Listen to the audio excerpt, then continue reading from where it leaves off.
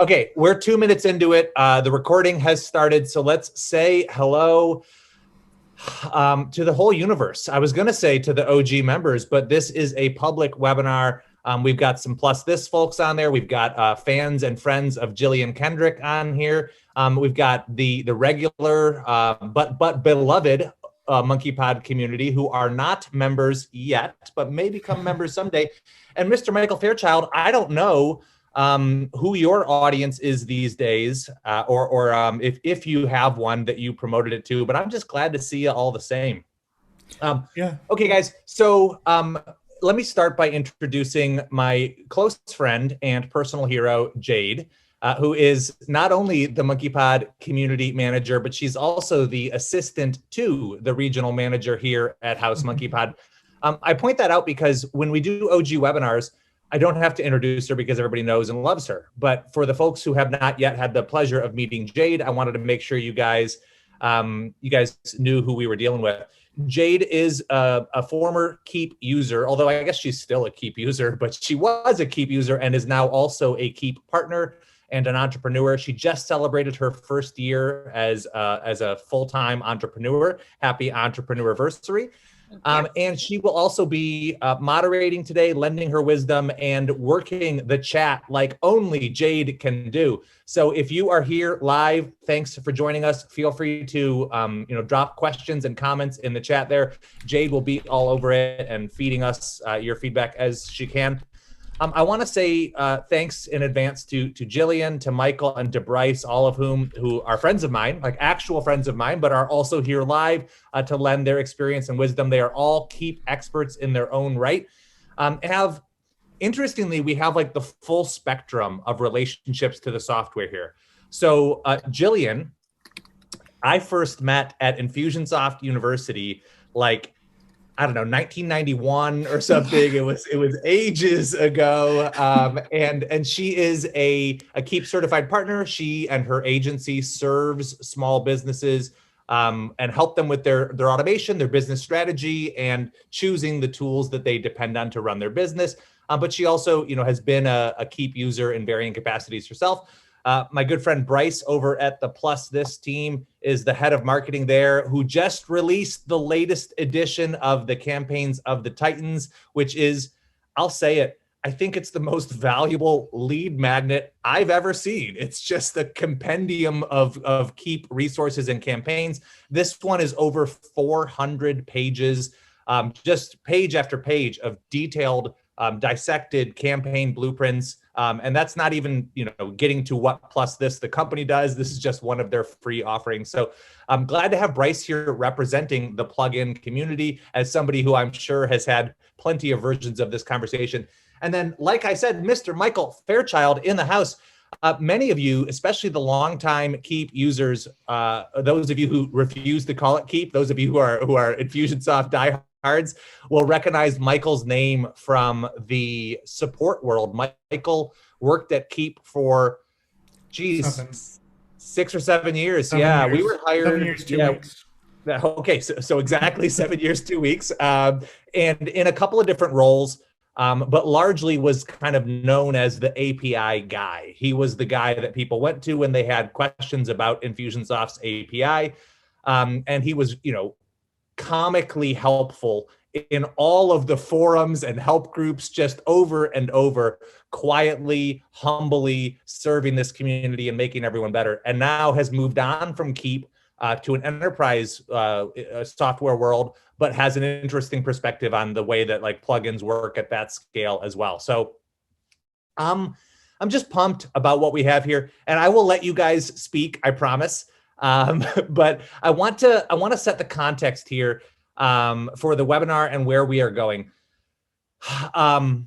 Before I do, let's do a quick context. So moments ago, while I was talking, there was a post published to the Monkeypod Facebook page. So if you pull out your phones and you go to the Monkeypod Facebook page, you should see a post that says it's showtime and has a little popcorn icon and a link to join this webinar. And all you need to do is share that post. So pull out your phone, open up Facebook, go to the Monkeypod Facebook page, look for the post that says Showtime, has a popcorn icon, says yet another Keap Add-On webinar. Go ahead and share that post. And then, tell people they can join us. It's going on right now.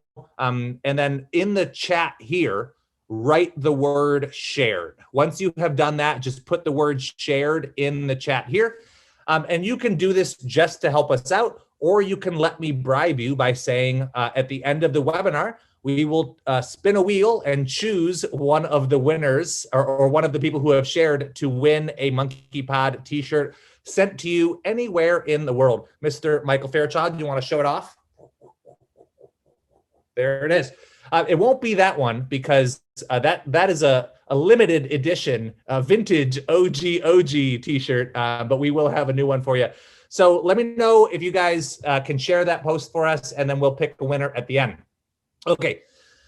Guys, how's everyone doing? I'm doing so great. good. You're all pros, so you're all on mute, and everybody's responding 5 quietly, seconds softly. of unmuting. Yeah, no, it's all good. So here's the plan. This is not going to be a hyper technical conversation. It is going to be a hyper honest conversation. I want to share my I want to take 10 minutes and share kind of my relationship to the Keap plug-in and add-on world and how my perspective has changed. And I've actually had this idea, not just for this webinar, but for like this topic, this conversation for a little over a year, for a couple of years maybe. And I have been resistant to writing about it because I haven't found a way to do it that doesn't sound like a jerk. Because I have some strong opinions on this, but I don't think, I don't want to pretend that I have it all figured out. And so here's what I'm going to share. I'm just going to share the way it's occurred to me and the way my perspective has changed. And the reason I want to do that is because I feel like I have a healthier perspective now than I did 2 years ago, 4 years ago, 6 years ago. And I feel less stressed and less frustrated by this conversation.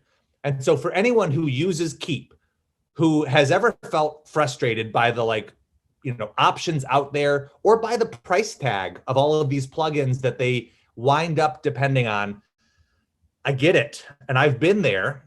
And I want to share with you quickly my journey because I feel like my perspective today is healthier. And if it can help reduce the stress or friction or frustration that you're up against, I would love for that to be the case. But I don't think that I have every variable or every angle nailed down. So I want to invite Michael and Jillian and Bryce to weigh in. And then I've also got a handful of questions that we're going to dig into afterwards. So that's sort of the context here. Okay, so I started off at Keap in 2012 as a success coach. My job was onboarding new Infusionsoft users and helping them get up and running with the software. And then I transitioned into a couple different roles during my time there, but I worked largely in Infusionsoft University. That's where Jillian and I met. And that Infusionsoft University was a live training event. Some of you know my history here, but that was all wearing the Keap badge, right? Wearing the Keap jersey. And I was super proud of the software. And I had run a business before, but kind of poorly. And so this software felt like magic to me because I knew, man, if I had had this when I ran my first business, I wouldn't have been burned out. And I wouldn't have been 24 years old and tired of doing my job. That's way too young to be exhausted by something that you otherwise enjoy. So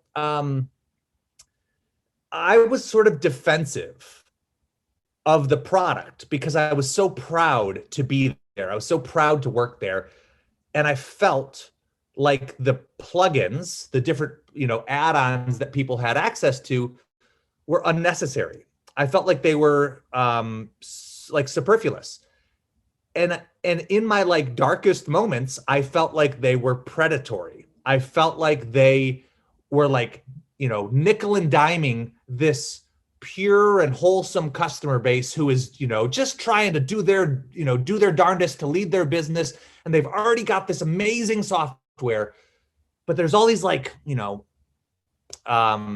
what's the word? Parasites is sort of the way I thought about it. And I never said that out loud. I actually think I might have shared a version of this with Bryce when he and I did the Campaigns of the Titans workshop a couple years ago. But like I felt it.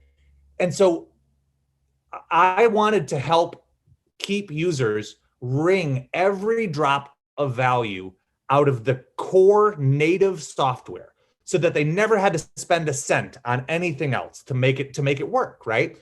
And that's part of why I know the Keap platform as well as I do, is because of all the acrobatics, that I went through to try to figure out internal workarounds, to try to figure out how to hack the system to make it do these things that the third-party tools might simplify, right? Using timers and like looping and just getting kind of really nitty-gritty detail. And so when I left and started Monkeypod, I realized pretty quickly that a lot of that effort had been sort of in vain. And that I had, not that the Keap muscles I had built were useless, of course not, but like I developed a different appreciation for the plugin landscape. I went from feeling like these companies and these tools and these developers have just built these things to just like siphon off a piece of like revenue from this otherwise standalone community, to realizing that it's sort of the other way around, where the plugin community supports the Keap ecosystem and supports the Keap user base. And like that Keap user base might not be there. It is certainly not in the shape that it's in if it wasn't for those plugins and for those add-ons. And there's something in me that, like, as a small business owner now with this automation lens, where I started to, naturally come across those scenarios in my own business where I needed something and the software didn't do it. And so I found myself time and time again turning to tools like PlusThis, turning to tools like Zapier, adding, I had Customer Hub, but adding Access Ally, toying with Parsi or Graphly or right. And I see, I also use lead pages and like the list goes on and on. You end up with this big list. And so I get where that marketing price tag comes from, but something in me changed over that time where I realized, and this was sort of a big light bulb moment for me, these companies, these plugins, these add-ons, they wouldn't exist if their value wasn't real. Like the company wouldn't be around literally if like there wasn't substance to what they were like, what people were paying for. And like, so something clicked in me where I thought like, oh, they can't be defrauding people or conning people or manipulating people. They can't be, because they wouldn't, like that's a short game and they wouldn't stick around. And they literally, like if they weren't providing value, their subscribers wouldn't stay with them and they would be gone. So there must be something to that. And it led me to realizing like the only reason these tools exist is because we've asked for them, because we as a user base have said, I need a countdown timer, or I need a way to tag people when they watch a certain amount of my video, or I need a way to, automatically register people with one click for a Zoom webinar, right? Like these are the questions that users have asked over and over and over again. And the response is PlusThis or MyFusion Helper or, the other plugins and tools that are out there.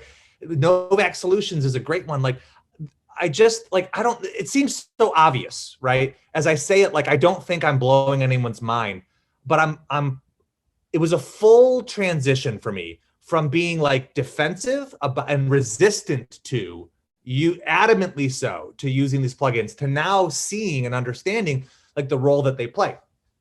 And so I feel now gratitude and appreciation for the ecosystem of plugins that we have, for like the various tools that allow me to do the things that I do in my business. And it's a much healthier outlook than I had even when I started the business, I was so proud of my like understanding of the tool Keap that I was like blind to its blind spots. I was blind to its shortcomings. I like almost refused to acknowledge that they were there. And that came from being a proud Keap employee. So here's the reason I think this is important is because I see some version of this conversation over and over again in our community, right? If you are in any of the Keap Facebook groups, you see people ask a question and then the solution comes in and it's like, oh, just buy this tool. And then they throw a fit, right? Or they get upset that they have to add yet another Keap add-on, right?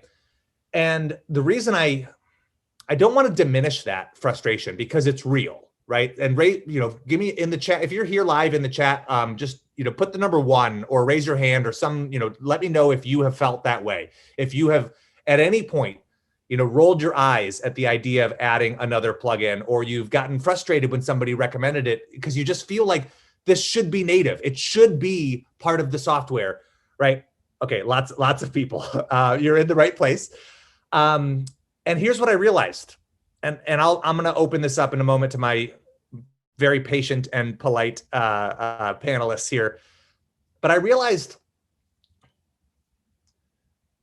disappointment almost always comes from misaligned expectations, right?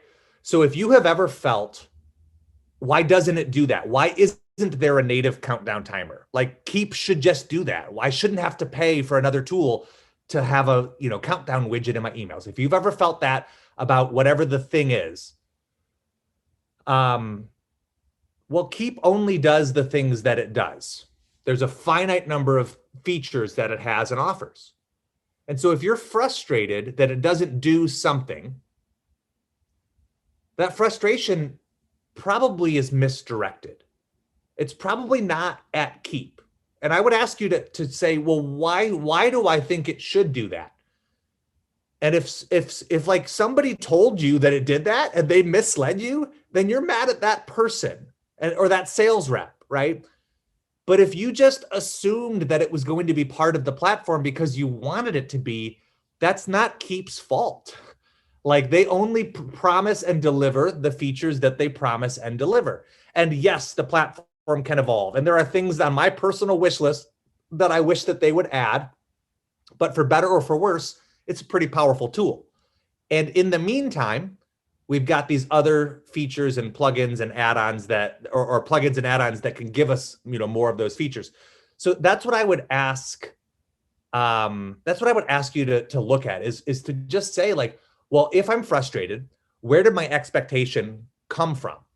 Was it something that like was set for me? And was it something that Keap co-signed on? If Keap promised to deliver something and they didn't, yes, we can all be disappointed with them. But if Keap didn't say they were going to meet you for coffee, you can't be upset that they didn't show up for coffee, right? Like you can't hold them to a standard that they didn't sign off on.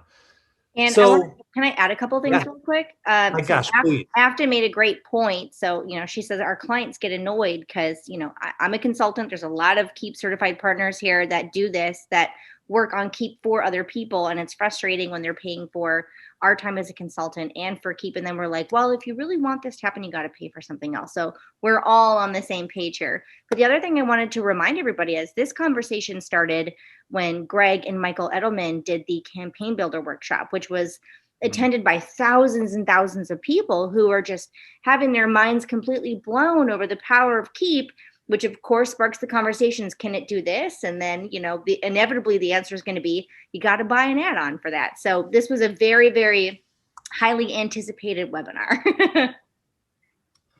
Yeah. If you don't mind, I'd love to interject a little bit here too. Please, go ahead.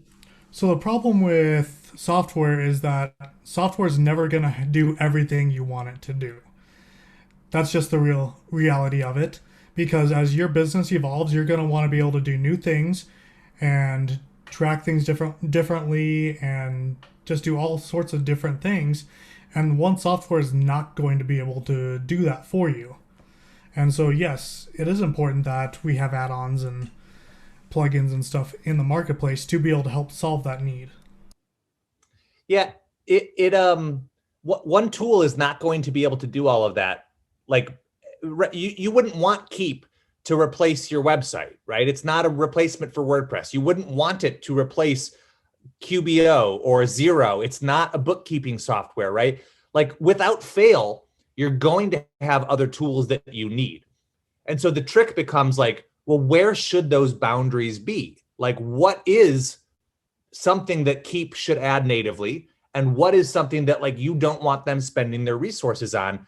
And like I don't know the answer to that. Like but it's a genuine question. It's like when you're looking at something, like everybody, we've got how many people on this live, and I bet every single person has their own, like just this one thing. If they could just add this one thing, and if we all had the same one thing, yeah, we could make a case for Keap to add it.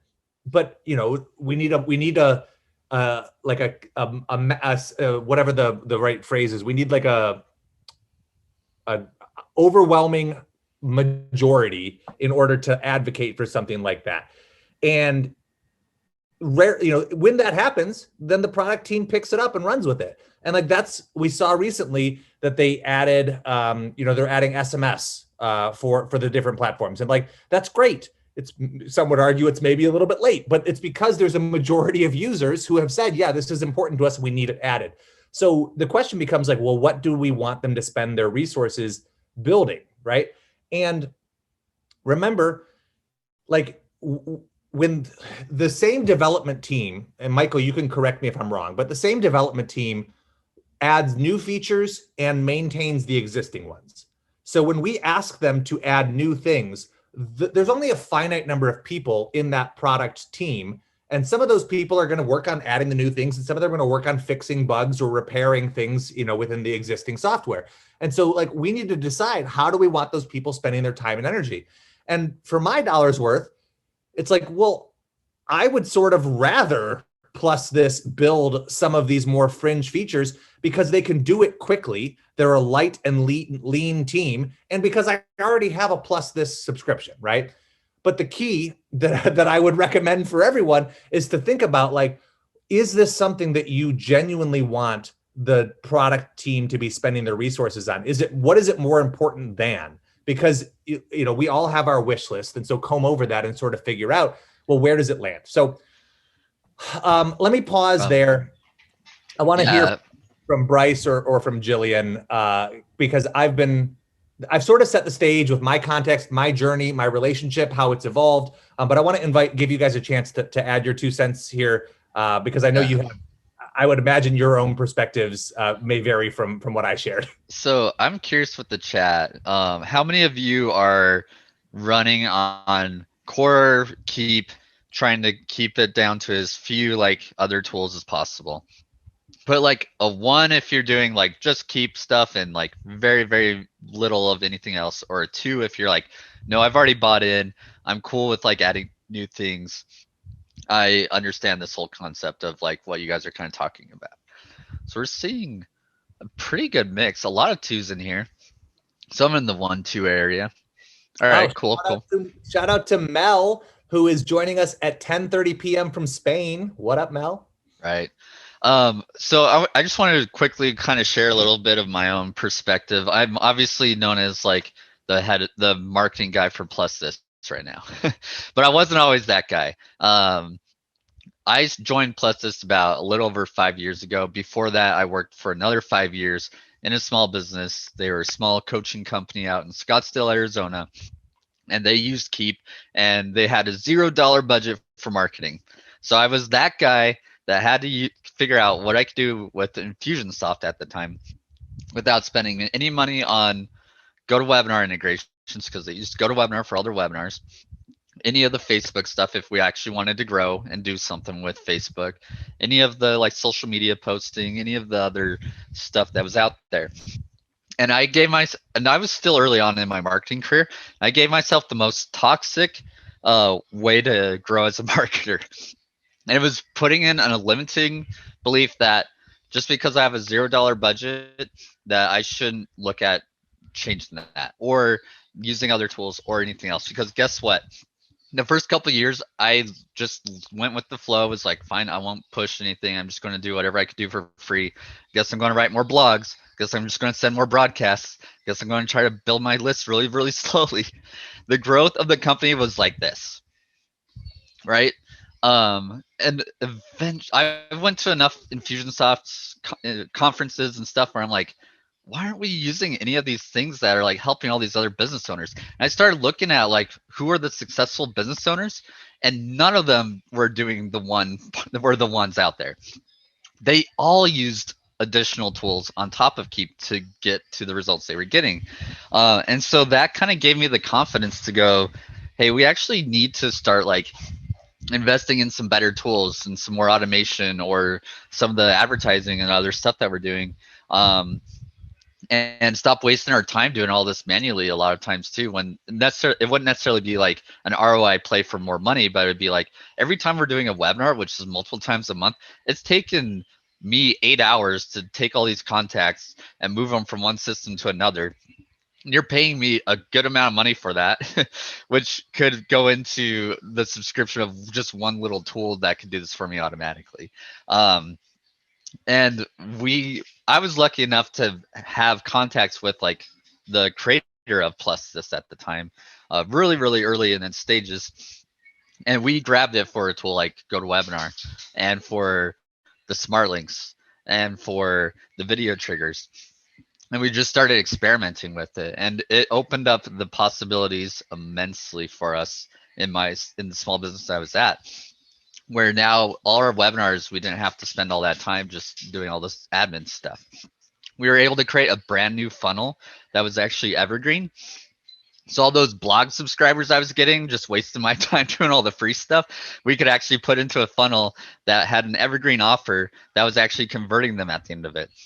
And then once we saw that, we're like, we should put ads so that we can actually get people into this funnel a lot more quickly. And then that started going. And eventually, like, that growth went from this to like this overnight almost. Like just the second we started implementing other tools, other solutions that were helping us execute the strategies we wanted to, made night and day difference. And I hate that I had that toxic feeling like I couldn't use anything else other than what I was given to really grow the business, because it was holding us all back. And now if I see something that looks promising, yeah, it's going to cost a little bit more, I'm going to test it. I'm going to try it, and it's either going to work or it's not. And I'm going to learn, and we're going to go from there. But that's really kind of like my journey. And now with Plus This, obviously, I'm dealing with a lot of people who were in my shoes back then, who were like, I don't want to add another thing. I don't want to spend more money on this stuff. How do I do it without that kind of thing? And it's just like, that I've been there. I know it sucks. It's not fun having to spend money. But I'm hoping that we can kind of help you see success more quickly, because otherwise you might be like slowing yourself down here. It comes down to how do we measure ROI from this tool or any tool? And I'm sure we'll talk more about that. But Jillian, I saw you lean forward, so let's hear it. Yeah. So Greg, I totally felt and still feel the same sense of pride being a Keap certified partner. Like, I am fully invested in this Keap family and in this community. And I still feel that when I wear my Keap t-shirt or my Appointment Corp t-shirt or whatever it is, my Memberium t-shirts and stuff, like that's like half my wardrobe, you guys, is going to our partner conferences and like loading up on more t-shirts and wearing them to the grocery store, right? Like, I literally own Memberium t-shirts and a couple of dresses, and that's my whole wardrobe. So I like totally feel that sense too. And I think you touched on a really good point of like, it comes down to setting expectations. And some of those expectations, if any of you guys were Keap or Infusionsoft users in some of the early days, Infusionsoft's like not motto, but like their tagline was like the all-in-one software built for small businesses. And I say it with love. They shot themselves in the foot. Totally. By having that. But so like, could Infusionsoft get you to that 90%? Can it do amazing, incredible things? Yes, absolutely. But it's not everything it's not all in one, and it shouldn't be all in one, because like we know this as marketers, we know this as experts in either our industry or in marketing or in Keap. We know that in order to be really, really good at what we do, and in order to deliver the highest quality of service, you have to get really specific about who you're delivering that to. You can't be something to everybody, but you can be everything to someone. And so I think over the years, Keap as a company and as a software has done a much better job at evolving and really owning the space that they're in, and the market that they serve. So I think that's a really big one. But also I think it comes down to some mindset stuff, is that owning a business is effing hard. It just is. We all know that. And I think that when things are hard and you're trying to get money in the door, and then you have to deal with like the contractor that didn't give you the project the day that they said they would, and now you have to go back to the client and have that talk with them, and this lead that I thought that was going to buy isn't going to buy, and it just, the problems and the fires that you have to put out just pile one on top of the other until you get to the point where you're like suffocating in the fire, in the ashes of the fires that you have to put out. And so I think what happens is, it's not about spending another $29 on a tool. It's not about learning another piece of software and having to integrate it. It's not even about paying somebody else to do that. It's just, it's the straw that broke the camel's back. It's just the next piece and the next thing that's like, how hard is it going to keep being until I see some results from this thing? And I think a lot of it just comes from a mindset of like, doing business is hard. If it was easy, everybody would be millionaires. And yeah. I mentioned that I started off as a success coach, like onboarding new clients, and there were people who literally had just gotten off the phone being told it's an all-in-one solution. And then we're getting on the phone with me being like, here are the boundaries of your all-in-one. And I used to say this, like, it is all-in-one if all you need are the features it has. But like, that's, if you need other things, then it's no longer all-in-one. And so it's not in our best interest as a company to preach that. But the marketing team would tell you, like, it's a sexy term and it hooks people. Somebody, Moisha, commented, he said, I avoid all-in-one tools like the plague. And Michael, I'm curious your perspective on like specialty tools versus all-in-one tools, or anyone's perspective on this, because I feel like our instinct as entrepreneurs is to like be, maybe like price conscious, and to be like, choose our tools strategically and to try to find things that can do multiple or can serve multiple purposes, right? But obviously there's some risk in that. And if you choose a specialty tool, presumably it's better at the one thing that it does. Mm-hmm. But you wind up with, the more tools you have, the more API connections you're depending on, and the more vulnerable you might be from that perspective. So I'm just curious how you think about choosing specialty tools versus all-in-one tools. Well, so it really depends on what you're trying to accomplish. If you're looking for a pure ROI perspective, the all-in-one tools are going to give you a better ROI straight out, because you'll be able to get more features for less. But in some cases, those all-in-one tools, just like Keap or Infusionsoft, they don't do everything you need. So you're going to have to get that one specialty tool for that one use case. And so it's a matter of coming down and figuring out exactly what you're trying to accomplish and how deep you need to go to accomplish that. Yeah, and one of the terms that Keap has used over the years in terms of like positioning their solution is like avoiding multi-system chaos, because like that is a real thing. If your CRM and your email marketing tool and your e-commerce platform are three different things, you wind up with details in different places that don't always match up. And having those all in-house, from a central database perspective, is like cleaner and healthier. And so like there is some merit in combining tools where you can, but conversely, picking one tool that just does that one thing might be an obvious no-brainer for solving a singular problem. Moisha added the right tool for the right job. That's it. I thought of a really great analogy. Like, yeah, maybe Keap is like your body, but like the add-ons that you choose are your fashion, because it's going to serve you for different purposes. How you accessorize. Can you survive naked? Absolutely. Can you go places and go far and well, maybe, but yeah. How well do you brave the elements, right? Yeah, exactly. Totally. Yeah, well, I kind of like to think of your tech stack as more like a puzzle.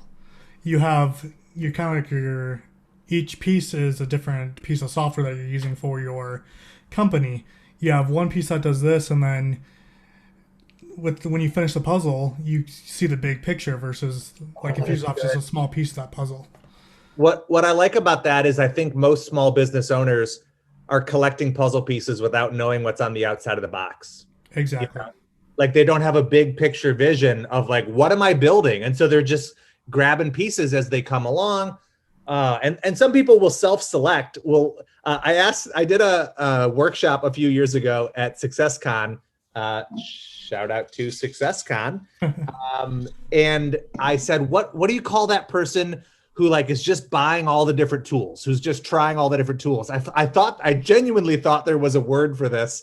And somebody in the room goes, they're called a tool slut. I was like, oh, geez, that is not where I thought this was going. But okay, so do we have anyone who wants to self-select as a tool junkie? Is the PG version I'll go with there. And by that I mean, yeah. Well, there's nothing wrong with that. I think if you have an academic lens, like you can buy and play with a bunch of different tools. But if you're like trying to drive a business in a specific direction, call them a Keap. Well played, Cameron. Tim the Tool Man, yeah. Okay. My point is like, I feel like there is a tendency, especially for early adopters, to like just jump on the next thing, is to get, a messenger bot tool and a this and a that and like add them all in. And like, as Moisha said, the right tool for the right job. You should be judicious about what goes into your tech stack and choose tools that serve a purpose. I want to ask Jillian or Bryce, do you guys have analogies or ways that you coach people in terms of thinking about that? I love the puzzle piece one, but do you have any other like angles that you come at this conversation from? For Plus I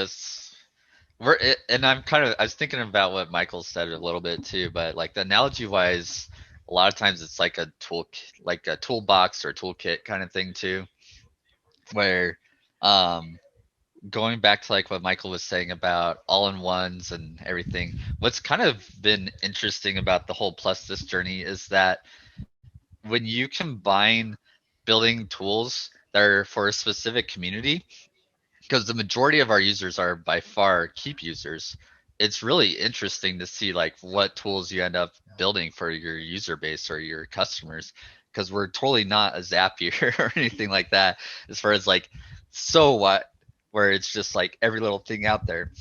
But we're focused on like the users and what are important to them. And so like the analogy wise, coming back to that, a lot of times it's, hey, Keap has like this hammer and the screwdriver and this other great thing and this other thing, but like I need a tape measure for this very specific task I need to do. Do you have something for that? And we're like, yeah, well, we actually do, or whatever it might be. So that's kind of like where we come in. The stupid one that I like doing too is we call Keap, it's kind of like Batman, and then the add-ons are kind of like, we're like his utility belt. So he's already like really cool on his own, right? He's super powerful. He can do a lot. He can kick butt.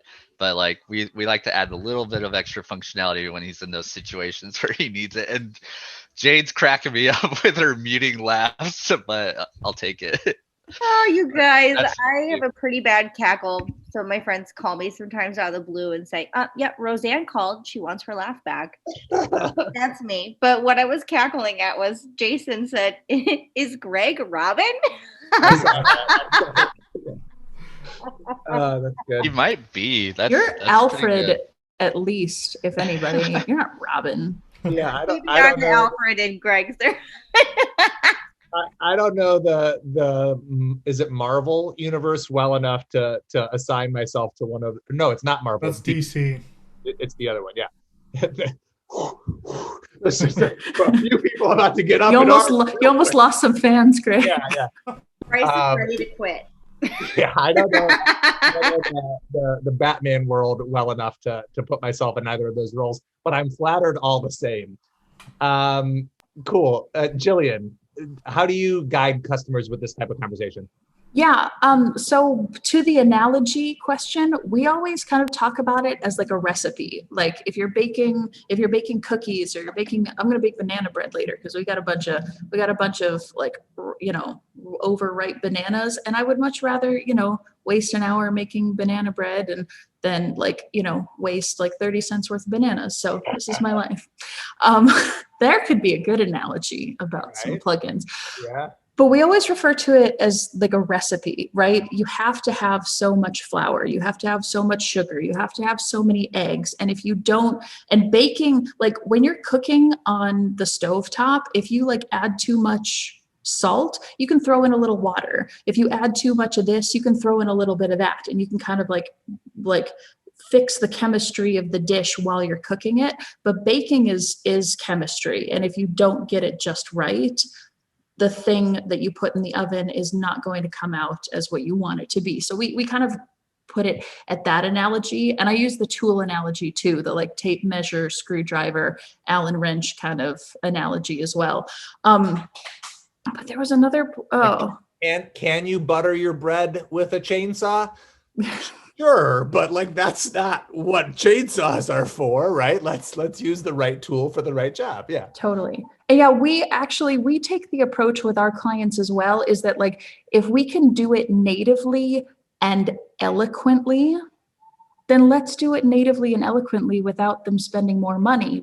But when we hit that wall, and it has to be the right wall, and I'll talk about that in a second, is like, yes, why would you not buy the thing that's going to make your life easier and better and, et cetera? But the right wall has to be there. So what do I mean by that is like, if your funnel sucks and your marketing sucks, Spiffy or ClickFunnels or whatever isn't going to fix it. So let's fix those things first before we add the other thing on. Like we had a client, everybody complains. I think Michael Hunter's still on here. If he is, shout out to Michael Hunter and Spiffy. You guys are amazing. We love you. Michael Hunter. Good guy too. Yeah. Hi. We had a client who was doing like 5 million a year in sales on just the native Infusionsoft order forms. And everybody says like, oh, they're ugly and they do this and that and blah, blah, blah, blah. But like this person had their stuff together. They did 5 million a year. I would love to do 5 million a year. You know what I mean? Like adding a tool is not going to fix the fact that your marketing is not good. So let's fix that first, and then we can add the tool, and then we can see if that's the thing that's missing. You know what I mean? Yeah, that's awesome. And if I can add to that, a lot of times what I'll do with clients is I'll say, you have these options if you want the experience, the user experience, not like what you're buying and what you're confused and overwhelmed with. The user experience is going to be A, B, or C. This one involves paying more. This one doesn't. This one involves paying a lot more. So if you give them the choice, you know what I mean? And then at the end of the day, they're going to say, well, if I spend a lot more and get this, I think I might increase my volume and make it back. So then you can make educated decisions constantly. This, speaking of Spiffy, this is a blog post of mine I wrote. Greg, I have a blog post Jenkins here at your service. This is a blog post I wrote a couple years ago about Spiffy and covering some Spiffy, questions and stuff. And in prepping for this blog post, Michael Hunter is a friend of mine. So I adopted Spiffy and implemented it without question because I trust him. And he actually, fun fact, he helped me fill out my LLC paperwork when I was founding Monkeypod, because I was like a little intimidated. So he like met me at a restaurant and we sat down and he like held my hand as I like filled in the different questions. So thanks for that, Mr. Michael Hunter. But does Spiffy actually work? So I went back and looked, and I can't make this stuff up. Like overnight when I implemented Spiffy, my sales went up, because the pages were just easier and more responsive, and like, you know, it just allowed people to buy with less friction, right? So I share that graphic whenever I get the chance, because I think it does a good job of saying, like, how do I choose the tools? Well, you choose tools that pay an ROI. And if they don't justify what you're spending on them, stop spending on them, right? Just like if you hired an employee who wasn't doing their job, you would ask that employee to get better or to leave. Those are the two outcomes. And the same thing should be true for the tools in our tech stack, is that they should justify themselves every month. And so I get a little animated about that, because over and over, we hear people talking about the price of these tools without talking about the return. And it's like the price in a vacuum doesn't mean anything. You could pay $5,000 a month for plus this. I think it's, $79 or depending on the tier you're on, it's $100 a month, let's say. But you could pay $5,000 a month, and you couldn't say whether or not that was a good deal unless you knew what it was doing for you. Because if it earns you $50,000, paying $5,000 for it might make a lot of sense, right? So I want to spend a moment and hear from you guys how you talk people through like the ROI part of this conversation. And I just realized, Jillian, I may have cut you off. You said you were going to get to something in a second, and then we sort of shifted gears. I've totally forgotten, so we'll get back to it eventually. No, okay. You're good. So who wants to kick it off? How do you guys think about ROI from these tools? Because obviously, if it's producing direct sales, like that's a lot easier to track. But it could be producing, efficiency gains or time savings or, new leads, right? And things that might be indirectly tied to your bottom line. So what are the other metrics that you can encourage people to track so that they can justify the different tools in their stack? I'll take this real quick and then let you guys talk in more detail, but we're doing this right now for one of our clients who really wants to know every metric of every step. So they're running Facebook ads into scheduling a consultation. They have to do some follow-up to the consultation. They have to get people to actually go to the consultation at a brick and mortar place, and then sign up for the services and so on and so forth. So the way that we're looking at ROI and what to tweak and what to fix and what are our metrics is each step of the process, because each step is a little bit different. Each step requires something different, whether it's an email follow-up or a text message follow-up or a physical person to call and remind them of something. The next step would be how well that business owner delivers their sales pitch. And so we're really getting super granular with our metrics, with our numbers, and with each step of the process. And we kind of take it one granular step at a time. Now you could look at it over the customer life cycle and the journey and all of that stuff. But what we do best is to get really, really granular and okay, here's the top of the funnel. Let's fix that thing, the Facebook ad, the whatever, and then we can fix that next step. And then we can fix that next step. Because if you're fixing step number 8 of a 20-step process, well, you've got all other 8 steps that you have to fix before somebody actually gets to that point. You know what I mean? So we kind of take it from the top down to fix each granular step. That's good. I also think I don't know, there's something cathartic about realizing every problem, if you have the means to solve a problem, you don't have a problem, right? If a solution exists and you can pay for it, the problem, that's your answer. But people, I feel we oftentimes see people ask for a solution, but then they'll set their own boundaries. They'll say, hey, I want to be able to do this. can I have the fastest and best and freest solution to do that?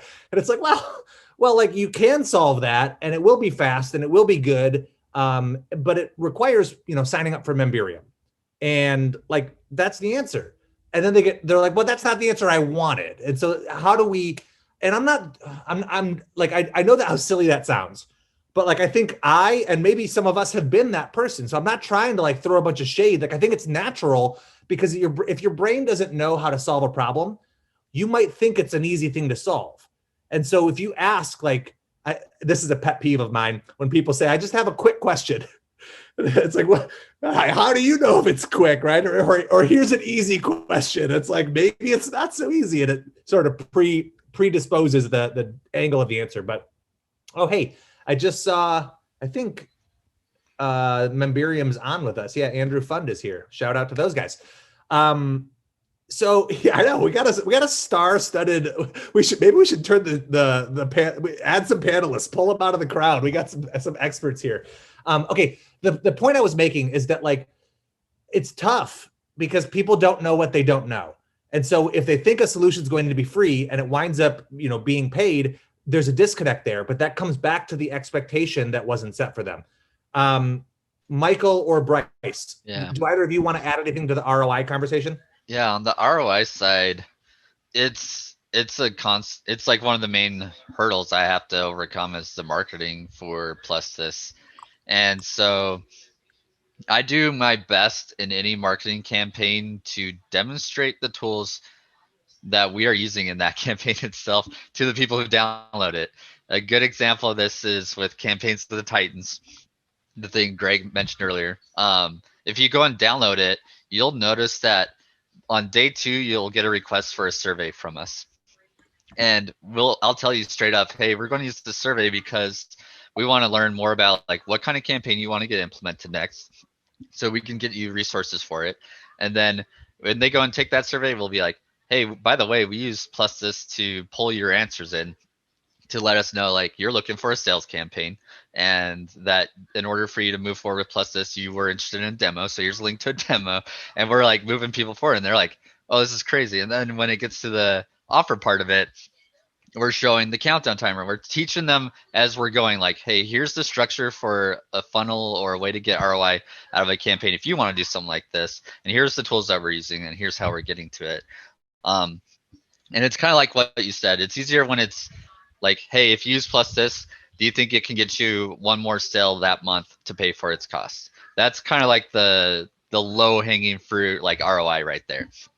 And for a lot of people, that's like a yes. But for other people who are like, I don't know, then the next thing is like, is this going to give you ROI on your time? Is this going to automate something that was taking you hours before that'll just be done automatically?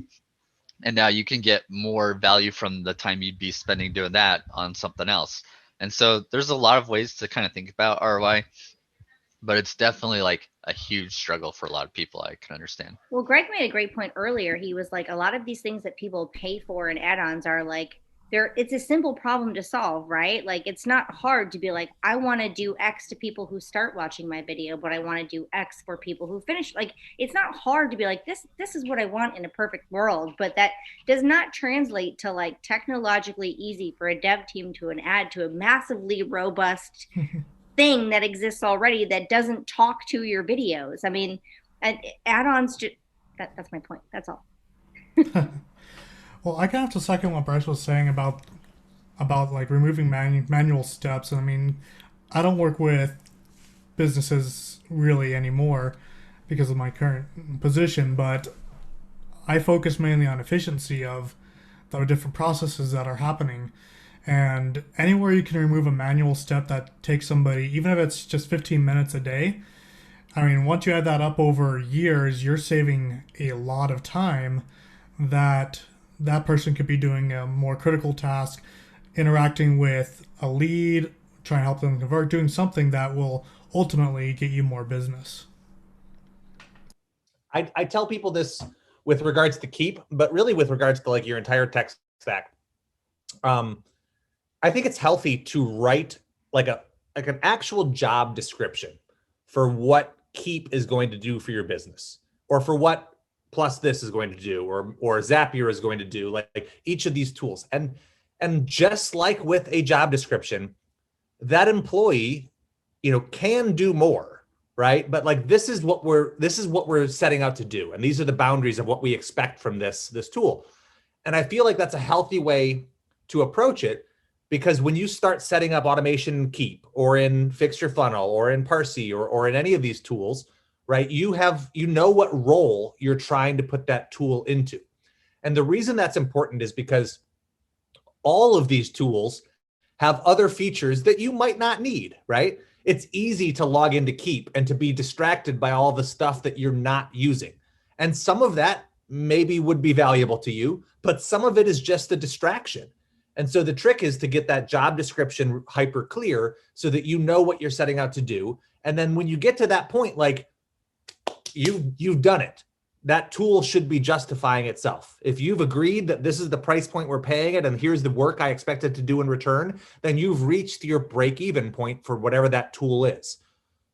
And then, because it's a tool or because it's automation or technology, what else can we do? Like, where can we get the icing on the cake? Like, how can it go above and beyond outside of the job description?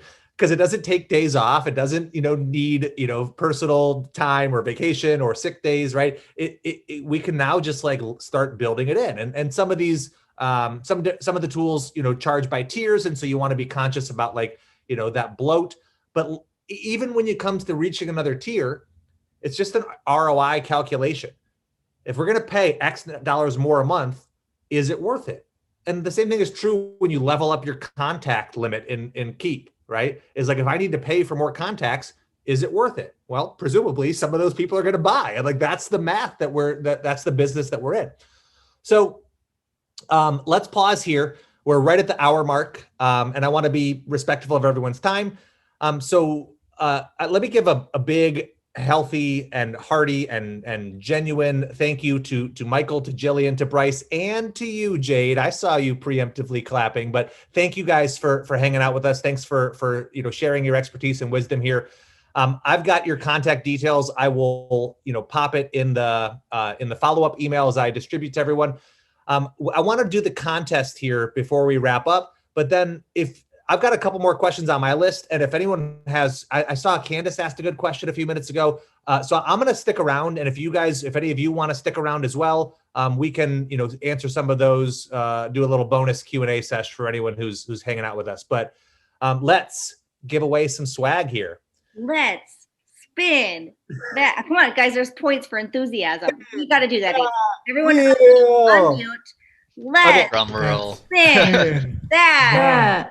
Wheel. So this is a free Monkeypod t-shirt shipped anywhere in the world to somebody who, Joanna Wise.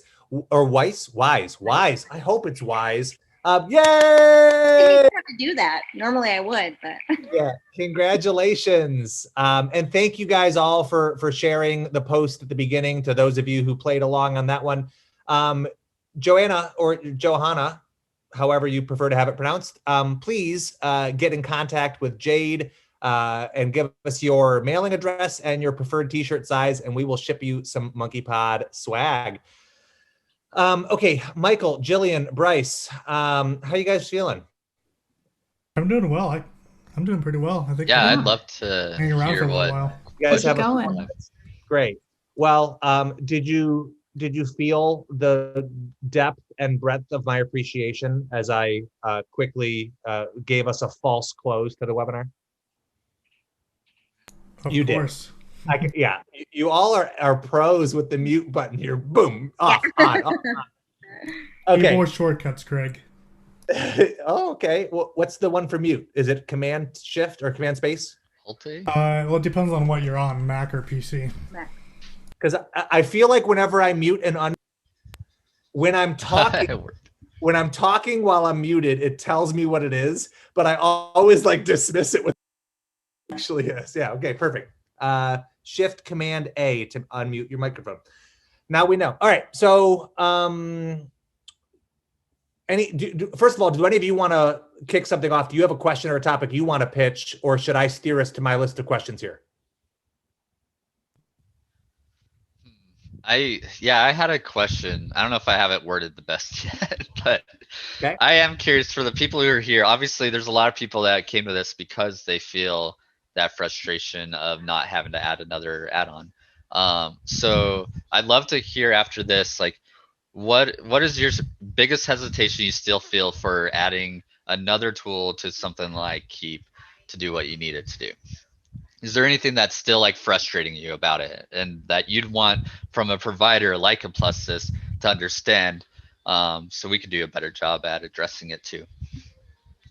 Well, let me put one back on you, Bryce. Are there any tools that Plusys offers that you're annoyed you have to offer, that you're like, this should be a Keap feature? Like, why won't they do this?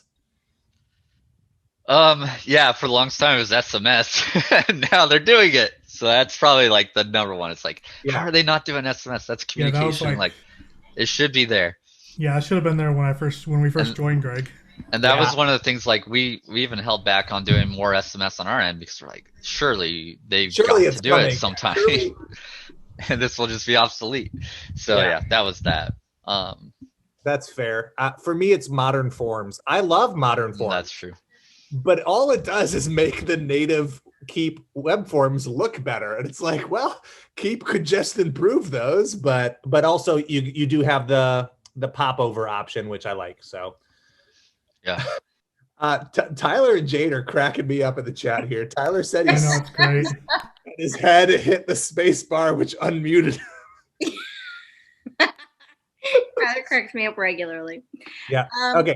One thing I want to chime in real quick is that, like, I think people are on this webinar, and especially the panelists, you're invited because y'all are really, really smart and you know the capabilities of what these add-ins can do, or perhaps you're curious because you want more functionality from your app. But I just want to remind everyone that, like, I don't know about, anyone else on this call, but like, I regularly deal with people who just bought Keap, as an upgrade from MailChimp. And they're like, oh my gosh, I can't believe that I can send 4 emails in a row at a certain date and time when someone picks something, and that's an amazing thing. The campaign builder alone is super powerful. And think about how much Keap would cost if it could do everything that Plusys and Spiffy and Fix Your Funnel and so on. Right. It would be unaffordable to the small businesses that really need the campaign builder. That's it, right? Like, we all want it to do all of these things, but if it did all of those things, it would be a different tool. And or those features would be like in-house, but like add-ons that you would pay for different tiers of, right? That's actually one of my questions is here is like, what should Keap build and what shouldn't they? Because you're right, Jade, if they added video hosting, it would be a feature in the landing pages. I'm like, that'd be great. Native video hosting that we could just update it. And I wouldn't need Wistia, except if I wanted a video on my blog, because that would be different from landing pages. And then I would have that tool anyway, right? But now I would be also paying for the video hosting inside Keap, right? So there's always a sliding scale of the trade-off. Michael, can you let us into the product world? What goes into those conversations when they're weighing the pros and cons of adding a feature if there are, viable and affordable alternatives elsewhere, and it would cost them resources to add something? Or maybe you were going to say something else.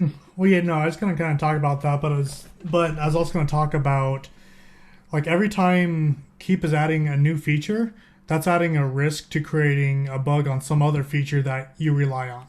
Sure. And so that's one of the biggest things they weigh is, okay, how will this affect the rest of the software? Will it cause other issues that that users are using a lot? And so it makes it hard to be able to implement some of those features. And then you also have the other thing of when you have so many features and you only have a limited number of developers who can actually work on those features, the features are not going to be that great, as you were kind of talking about with the video hosting on the landing page. You're making it harder on yourself to be able to maintain those features and make it workable for the majority of people. Yeah, it's distribution of resources, right? Like it would be generally better to have fewer things that they are responsible for that are all higher quality Yes. than to have more features. And like we all have been around long enough that we have seen Keap release features that are maybe not ready and with plans to come back to them, but then like other never do. priorities shift, right? What's that? Yeah, and then they never come back to it. Yeah. Right. You know, they introduced split testing for the email broadcast builder 3 or 4 years ago. And here we are in 2021, and there has been zero progress on it. Nope. Like the plan at the time was to also add that to the campaign builder and to let people, like, I don't even think you can schedule a broadcast that you have set up split testing for. It has to be set at the time. And those were all on their list of things to do. But here we are. And so we got to be careful what we ask for, because if they start adding some of these features, then we get stuck in this sort of in-between land where it's there, but like not really usable, and it came at the cost of something else. I think part of that too, sorry to cut you off, Bryce. I think part of that too comes down to like when they add a feature, who are they actually adding that for? Because brand new users who are brand new to Keap, like Jade was saying, or haven't invested in other plugins yet, they kind of have this like blank slate sort of freedom to then go off and get that plugin, or maybe you hear of an update that Keap is coming out with and you say, okay, well, I can hold off. I'm going to wait for SMS, or they just announced like a HelloSign integration and some other stuff, right? Like maybe you say, okay, I'll wait for that or whatever. But existing users who are entrenched in their business with Keap, Infusionsoft, and half a dozen plugins, 3 plugins, 2 plugins, whatever it is, they've already gone out and paid for the thing to solve that problem. So now the question becomes not whether or not Keap has the thing and can do the thing or can do it well, but it's, okay, I'm using Fix Your Funnel for all my SMS stuff, and now Keap is coming out with SMS. Well, I've already invested so much time and so much money, and all of that stuff is already set up. Is it worth the ROI? Is it worth my time, my team's time, the development, whatever it is, to go and get rid of that SMS stuff and put it into Keap? Because that's a huge question too. And so I think when it comes to like deciding what to develop and deciding what plugins and all this stuff, you have a really heavy imbalance of the new Keap users that you're trying to serve and continue to like make sales and sell new apps with how do we continue to make all of our existing user base really happy. Yeah, and kind of I echo all of that too. I think that's a great way of saying it very eloquently. I wish we had a little more disagreement here, a little more drama.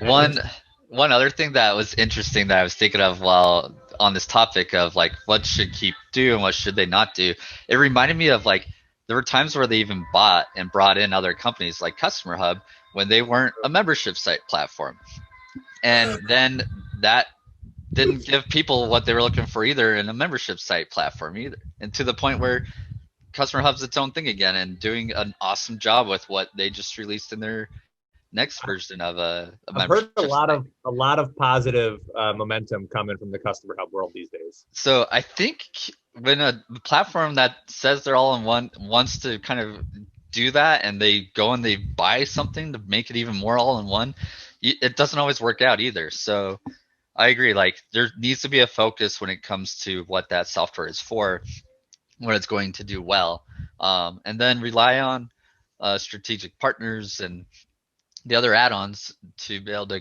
solve the needs for the things that are more fringe or not out. They're outside of your focus, basically. That's good. Okay, so let me ask you guys this. I know this is a tough one because it is prescriptive, right? Like what you recommend for someone depends on what they need. But like, are there any no-brainers? Any tools that you're like, of course, you have to have this. And Bryce, you can't recommend plus this, okay? But like, is there anything that you like with knee jerk, every customer you work with should have, or every small business you talk to should have this? Go ahead, Jilly or Jade. Plus the smart links. It's a decision diamond before a decision diamond. That's a good one. Yep. Rob beat me to it, Zapier. And I think it goes back to what you guys were saying earlier in the webinar, is like, if you want the most bang for your buck, Zapier is absolutely the thing. Yeah, I definitely have to agree there. Zapier, I mean, it can do a lot of things. You just have to make sure you know what you want to accomplish before using it. Yeah, it took me a while to like get Zapier, to really like appreciate it. And I tried. I did a webinar, I don't know, 4 years ago with Kelsey Bradshaw, where I was like, convince me, like, teach me, why do I need it? You know, help it click. And like, but I'm a total fanboy now. And I would agree. I think Zapier is a no-brainer, that every business would have a use case for. Maybe not the same use case, but like, what a powerful tool. Yeah, Moisha chimed in. Plus Google Sheets, is and Formula is magic. I'll second that. I'd say Calendly is another one that I think is super helpful, and like $8 for a paid version of it. Yeah, and just super easy and slick. Yeah. I don't do any. I don't have an appointment scheduling tool. But yeah, when I make recommendations, it is often Calendly. Yeah, Calendly. Oh. Yes, Jade. I thought he said Countly. I'm like, that sounds fancy. What's Countly? But he said Calendly. Sounds like a mathematics thing. Yeah. Meanwhile, Michael Fairchild just bought the domain for Countly.io. That's a good idea. I should. Countly.ninja. .ninja, yeah. 20 minutes early. I like Loom, and that's like the free one for a lot of people too, where you can record just videos on demand. I upgraded to the business version of Loom just because I felt like I should give them some money. Loom has been such a valuable tool. I was like, I think I'm within the paid tier, but like, let me subscribe. You guys are kicking tail. Yeah, Loom's a good one. I also, and this is not an integration or anything, but I use Paste app, which is a clipboard manager. So I'm a Mac user. And it keeps a history of everything that I've ever copied. Cool. So I can easily, that's how I found the Campaigns of the Titans link so quickly. And like when you just like type in a couple of letters and it pulls up anything you've copied, period. I use it for all of my brand hex codes, so I don't have to memorize those anymore. For all of like the URL UTM query strings that I use regularly, I can pop those in. So a Paste app is, I think, $3 or $4 a month, but is a game changer. Yeah, and I don't use that one. I use one similar. Yeah, there's other clipboard managers. That just happens to be the one I'm on. Yeah. Okay, guys, I think that covers all of the questions. Oh, let's do Candace's question from a few minutes ago. She said, "How do you quantify ROI when the?" I can't find the question quickly. But she said, I think it was some version of like, how do you quantify the ROI when it's not customer facing? What are we laughing at, guys? The link. Oh, perfect. That's great. It's killing it. You'll do great. Jillian, did you commented right after Candace's question? You said, good question. Do you remember what it was? I can find it. Give me a second. Oh, well, that's just making me sound lazy now. It was like, how do you quantify the ROI when it's not something customer facing, when it's like a back end or internal process? Like, it's your time. I have more, I don't know about you, but like I started using add-ons when I was an employee, not a business owner. So as an employee, I was the one advocating, saying, please buy plus this right now, so I don't have to manually enter people into GoToWebinar. You know what I mean? Like, I think like I can't. Yeah, I'm not going to go searching for her question either because I'm lazy too, Greg. But we asked it. Yeah. Yeah, the essence of what she was asking, I think, was about like, kind of like you were saying, like, let me just ask you a simple question. Well, just because you think it's simple doesn't mean it's simple. Doesn't mean the answer I'm going to give you is simple, or doesn't mean it's a simple question to me, or just because I can answer it simply, like, also means that I like spent a decade being an expert at that thing and can give you a simple answer, but that doesn't, and I can explain it simply, but that doesn't mean the thing is simple. So I think what she was asking is like, if you have something that you have to justify to a business owner, but that business owner, that thing isn't on the business owner's radar, or they don't care about it or whatever, like how do you present an argument that we have to buy a tool or have to pay money or have to do dev time for this thing that is not on the business owner's radar? They don't care about it. Like, how do you get them to care about it? I think that's what she was saying. I think I could help in that position, since that's basically my job every single day, is dealing with this type of things. Go on. And so essentially, like we kind of said earlier, and what Jade echoed is, it's your time. So for instance, since I work in the enterprise world, the majority of the stuff that I do is all back end. No, customers never see it, but it saves a lot of time. So because I'm an enterprise, we use different systems. We don't use Infusionsoft, but so we have a CRM system, and then we have like a billing software system. And what my job is to make those two systems talk to each other. And so when a sales rep sells a deal, we have to make sure that deal gets put in our billing system so that we can actually charge the customer. And we need software to be able to do that, or development time, whatever. And so when you present it to the business, you have to show, okay, if you kind of have to show, okay, this is the time that'll take manually by doing it manually, by the sales rep going into each system. And then you have to kind of calculate based on like essentially how much that person is getting paid, saying, okay, if it takes them 1 hour to do this, and they are trying to sell and they have like 50 deals a day, and it takes them an hour to do each deal, they're not going to be able to realistically do 50 deals in one day because it takes them an hour.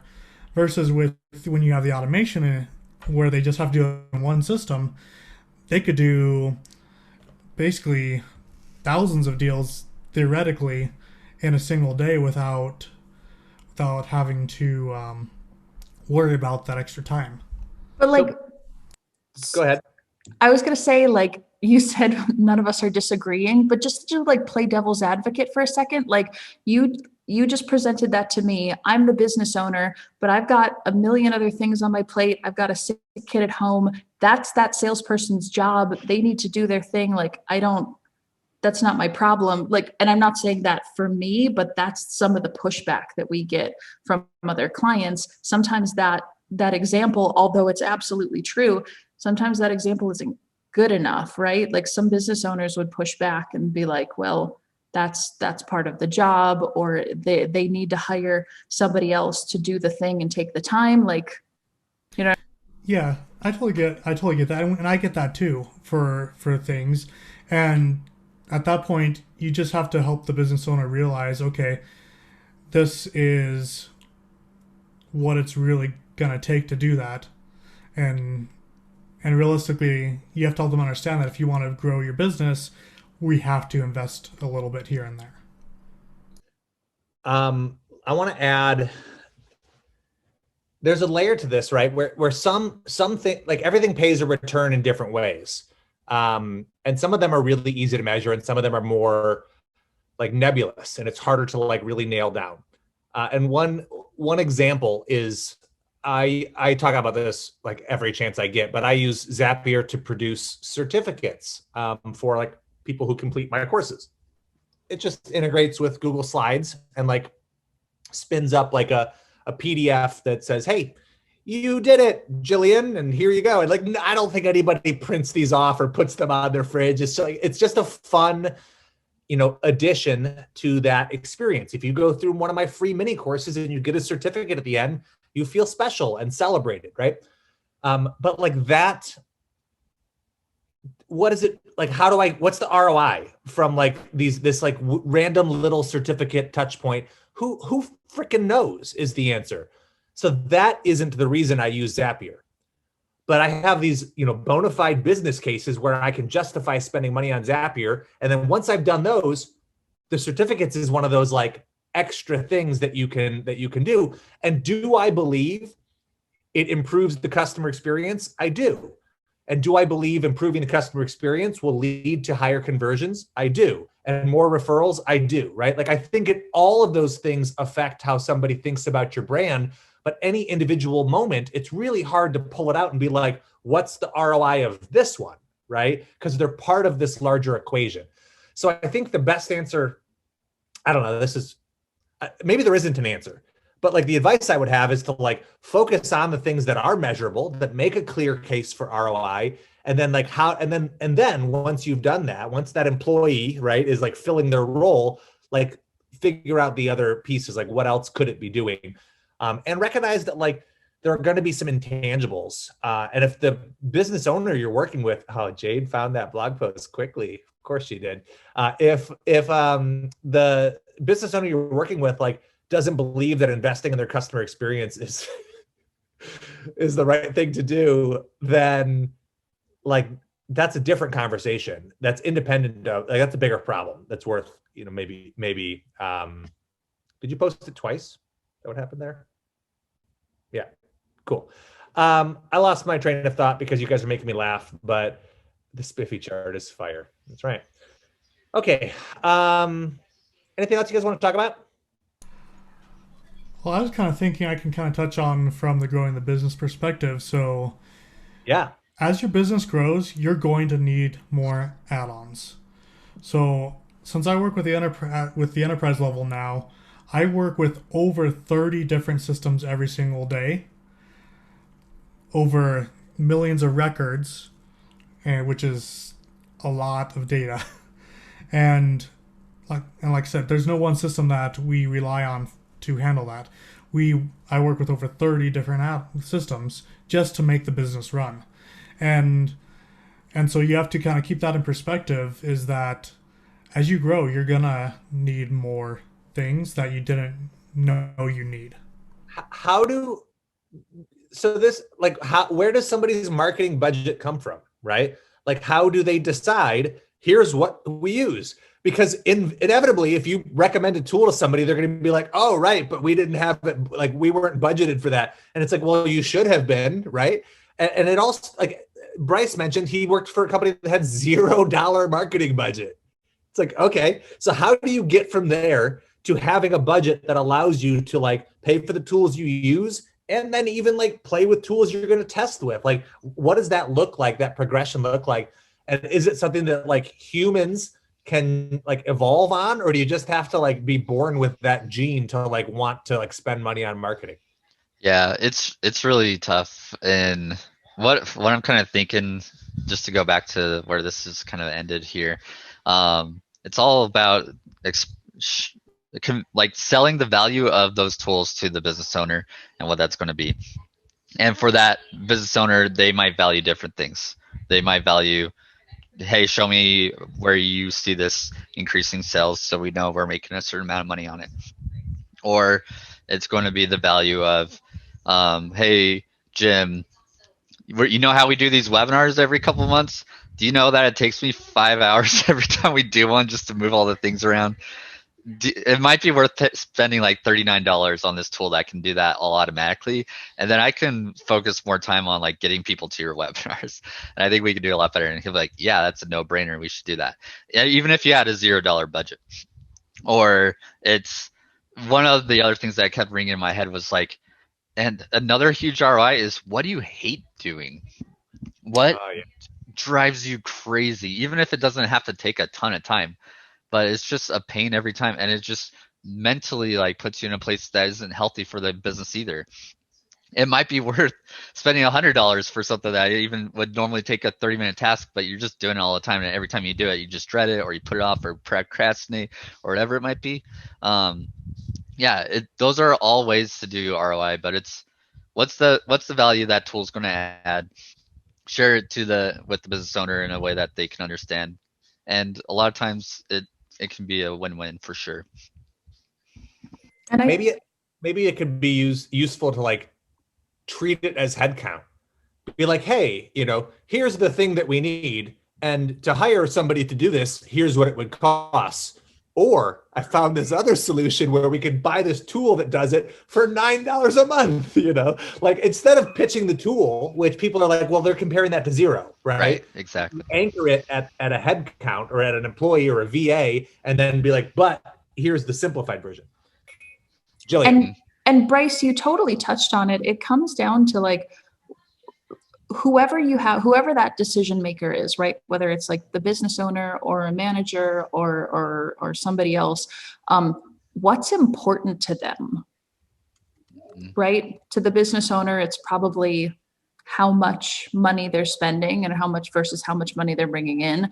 To a manager, maybe it's a time thing, maybe it's a money thing. Like, figure out what matters to them. And do they talk in language of time? Do they talk in language of money? Do they talk in language of like, I think this versus I feel this? Like get on their level. And then once you can understand them, and you know what their motivation is or what it is that they hate or can't stand, or what their motivation is, really is the best way to put it.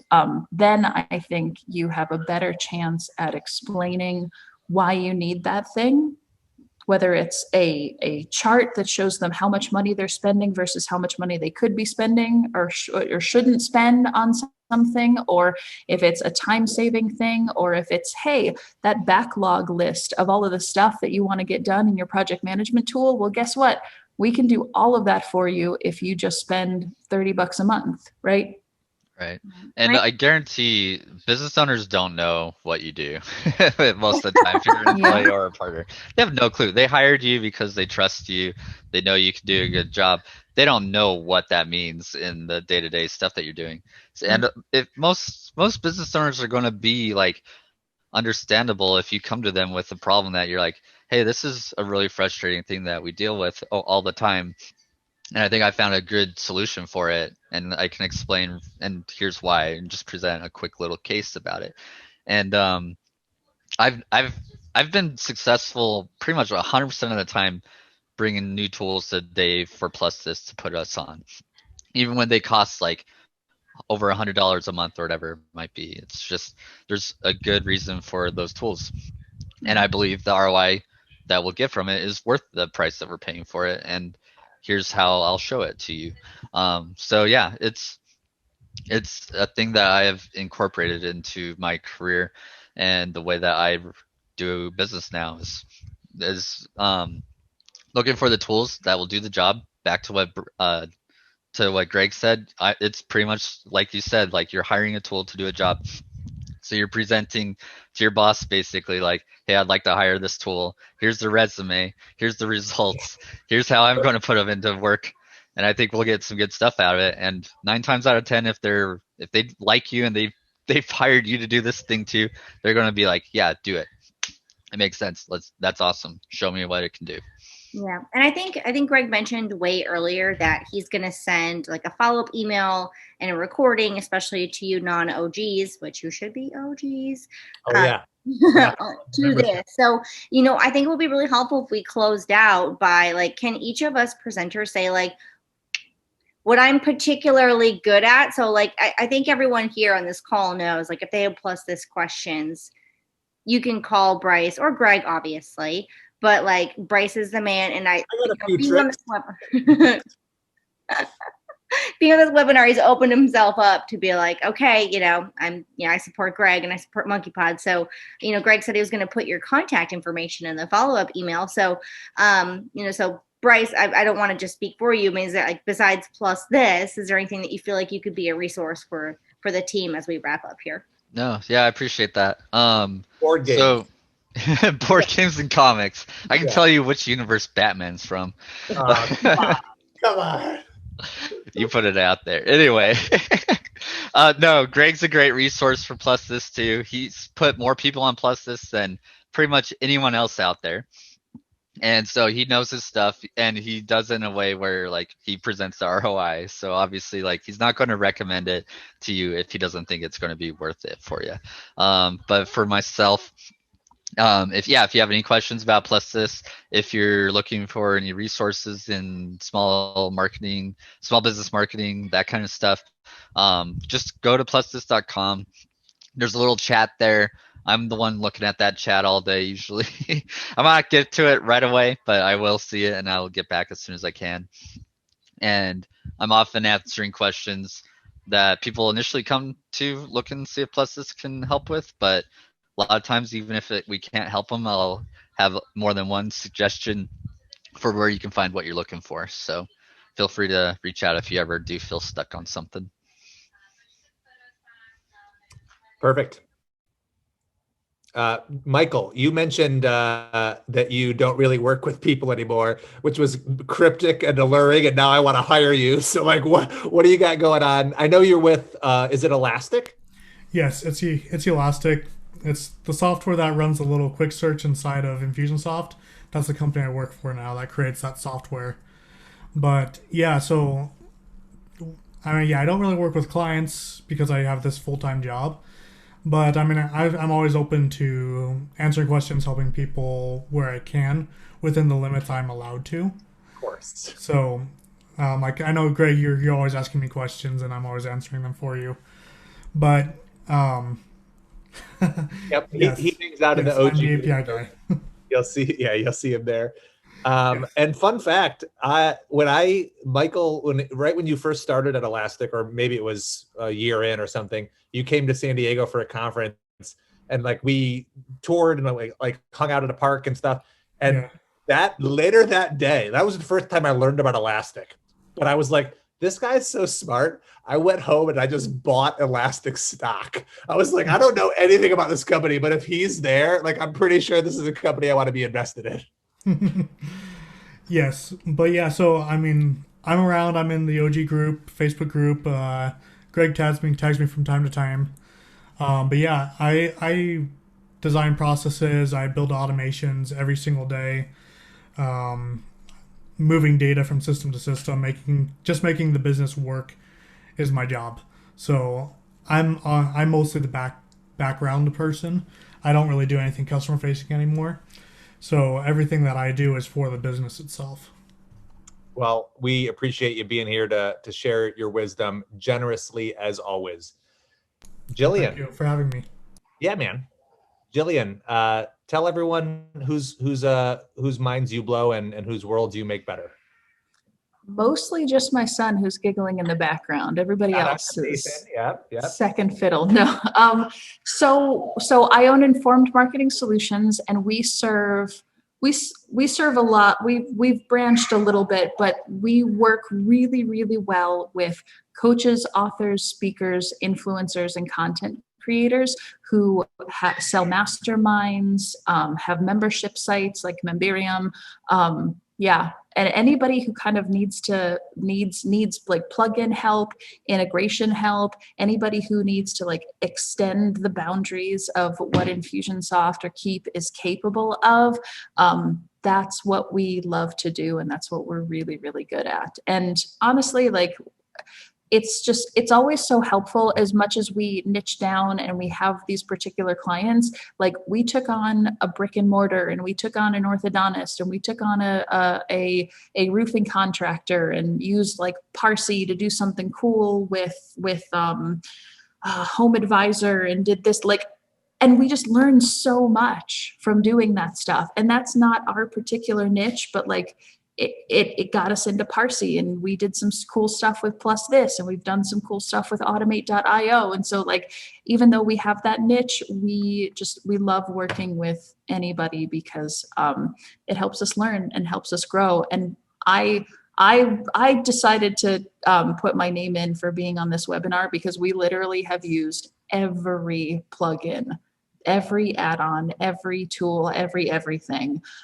So if you want some honest advice about one tool or another, like, I feel like there may be a need to do a follow-up with like, what's in my toolkit, and like, why did I choose these, and how do I use them? Some of the more like technical, like use cases and examples. This was a little more theoretical, but I hope it was helpful for people. I hope it helped just with framing this conversation, because I know the frustration that comes along with like, being annoyed when you have to add different tools, and it's just like, it's a fruitless game to play. And so I'm hopeful that we changed or help some people break out of that rhythm and maybe look at things a little bit differently.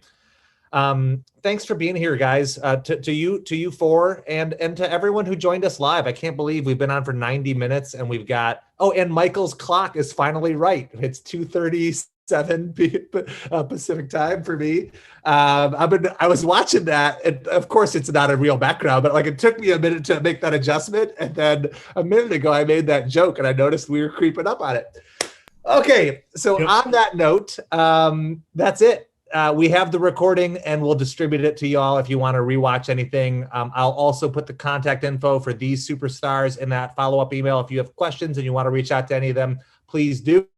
Or if you are not an OG member, they are all in that exclusive Facebook group, and we would love to have you guys there as well if it can serve you. Jade, any closing words of wisdom? You're doing great. You're all doing great. Peace.